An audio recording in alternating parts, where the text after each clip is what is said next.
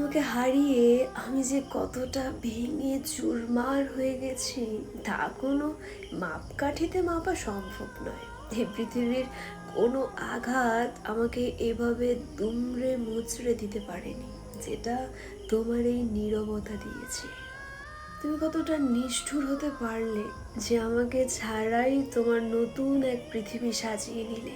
অথচ দেখো, আমি এখনো তোমার মায়ার এমন এক জালে বন্দি হয়ে আছি, যেখান থেকে নিজেকে মুক্ত করার প্রতিটি চেষ্টা আমাকে আরো বেশি রক্তাক্ত করে তোলে। তোমাকে ছুঁয়ে দেখার যে আকুলতা আমার অপূর্ণ গেল, তা বোধহয় কবরের মাটি পর্যন্ত আমার সঙ্গী হয়ে থাকবে। লোকে বলে মানুষকে ভুলে যাওয়া নাকি সময়ের ব্যাপার, কিন্তু আমার মনে হয় কাউকে ভুলতে না পারাটা আসলে এক ধরনের আমৃত্যু কারাদণ্ড। তুমি আমার হতে পারলে না, আবার আমি তোমাকে ছাড়া অন্য কারো হতে পারছি না। এই যে মাঝখানের এক অন্তহীন শূন্যতা, এটাই এখন আমার ঘরবাড়ি। ভালো থেকো তোমার সেই মানুষটাকে নিয়ে, যার জন্য তুমি আমাকে এত সহজে ভুলে গেলে। আর আমি না হয় আমার এই ভেঙে যাওয়া মন আর কখনো নামেটা এত তৃষ্ণা নিয়েই বেঁচে থাকবো। আজ ভীষণভাবে একটা কথা মনে হচ্ছে, তোমাকে ভালোবাসার জন্য আমি আমার স্বার্থের শেষ সীমায় পৌঁছে গিয়েছিলাম। যতটুকু একটা মানুষের পক্ষে সম্ভব তার সবটুকু উজাড় করে তোমাকে ভালোবেসেছি, তোমাকে আগলে রাখার চেষ্টা করেছি। আমার আবেগ, আমার অনুভূতির কোনো কমতি ছিল না। কিন্তু আজ বুঝতে পারছি, এই সমাজে বোধহয় শুধু বেঁচে থেকে ভালোবাসার গভীরতা প্রমাণ করা যায় না। সব কিছু হারিয়ে ভেতরে ভেতরে তিলে তিলে শেষ হয়ে যাওয়ার পরেও, যেহেতু আমি এখনো নিঃশ্বাস নিচ্ছি, যেহেতু আমি এখনো বেঁচে আছি, তাই হয়তো আমার ভালোবাসার কোনো প্রমাণ মিলল না। শুধু মরতে পারিনি বলে কি আমার সবটুকু আকুলতা আজ এত সস্তা হয়ে গেল? এই শরীরে প্রাণটুকু আটকে আছে বলে কি আমার দীর্ঘশ্বাসগুলো তোমার কান পর্যন্ত পৌঁছায় না? অথচ তুমি একটু খেয়াল করলেই দেখতে পেতে আমার প্রতিদিন প্রতিটি রাত কাটে এক জীবন্ত মৃত্যুর মতো। একসময় ভাবতাম ভালোবাসা মানে বোধহয় কেবল কাছে পাওয়া।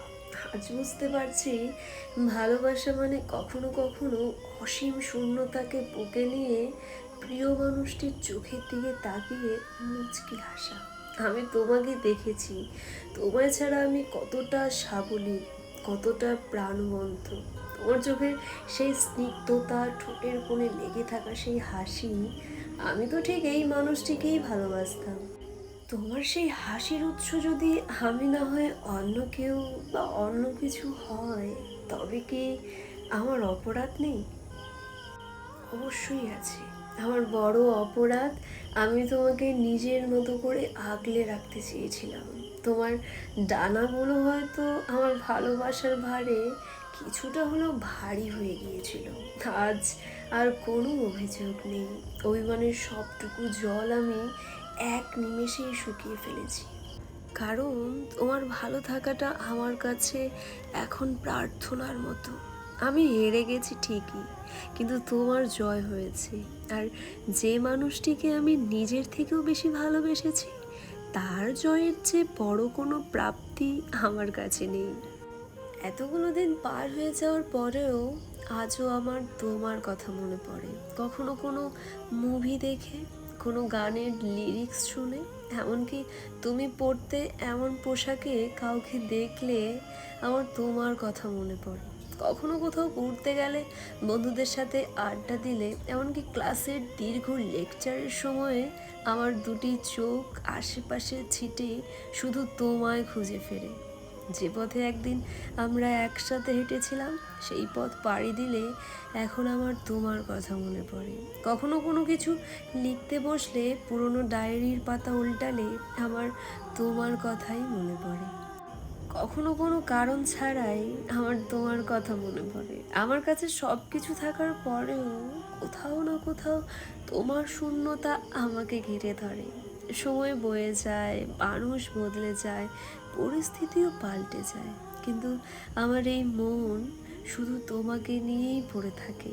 আমার শুধু তোমাকেই মনে পড়ে। আমার সবটুকু তোমার নামে। জানো, আমি কখন যে তোমাকে এতটা আপন করে ফেলেছি সেটা নিজেও বুঝিনি। ধীরে ধীরে তুমি আমার প্রতিটা অভ্যাসে, প্রতিটা প্রার্থনায়, প্রতিটা ভালো থাকার কারণ হয়ে গেছো। মন খারাপ হলে তোমার কথা ভাবি, খুশি হলে সবার আগে তোমাকেই বলতে ইচ্ছে করে। কখনো খুব ক্লান্ত লাগলে শুধু মনে হয় একটু যদি তোমার পাশে মাথা রেখে শান্ত হতে পারতাম।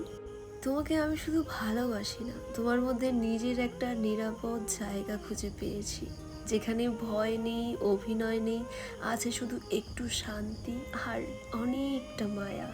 তাই আজ একটা কথা বলতেই চাই, যদি কোনোদিন পৃথিবীটা খুব কঠিন হয়ে যায়, তবুও হাতটা ছেড়ে যেও না।